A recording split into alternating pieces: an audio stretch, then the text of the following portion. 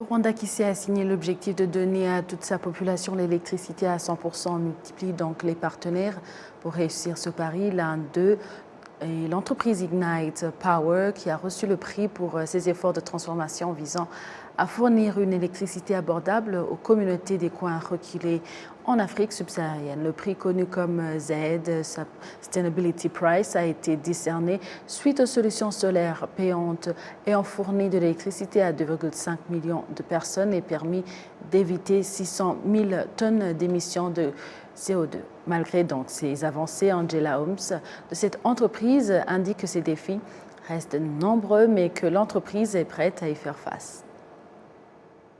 Il y a à peu près genre 10 000 défis par jour. Il y a énormément de défis. C'est pas facile de pouvoir opérer de manière logique, économique, viable et à grande échelle sur les régions rurales et au Rwanda et sur l'Afrique en général. C'est quelque chose d'assez compliqué. Et si c'était pas compliqué, on aurait déjà résolu tout le problème et il n'y aurait pas de pauvreté au niveau de l'énergie, il n'y aurait pas de pauvreté au niveau de l'Internet. Donc, ça prouve vraiment que c'est un problème complexe.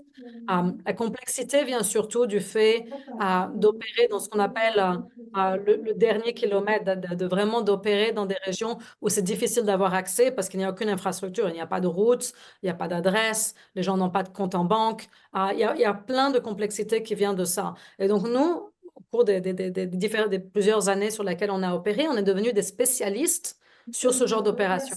On est des spécialistes pour savoir comment gérer la complexité du dernier kilomètre et des régions rurales et des communautés dans les régions rurales.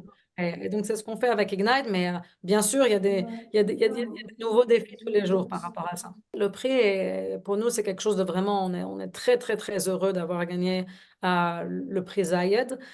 C'est un prix qui est vraiment en ligne avec notre esprit, notre vision d'amener un monde meilleur et de le faire à grande échelle et avec une exécution qui est vraiment nette et aussi bien que possible. Et le prix de Zayed, je trouve, reflète ça. C'est comment amener un monde meilleur, mais de manière vraiment concrète. Et donc, avec le prix, ce qu'on va pouvoir faire, c'est comme j'ai dit un peu avant, c'est d'étendre toutes ces solutions aux écoles dans les régions rurales et à certains autres bénéficiaires qui n'avaient pas accès jusqu'à aujourd'hui. Et le modèle économique était plus compliqué et donc il n'y avait pas encore accès aujourd'hui. Ça va pouvoir vraiment nous amener à faire ça de manière beaucoup plus rapide. Au Rwanda, hein, on y est depuis des années et on va continuer jusqu'à qu'il n'y ait plus d'énergie pauvreté.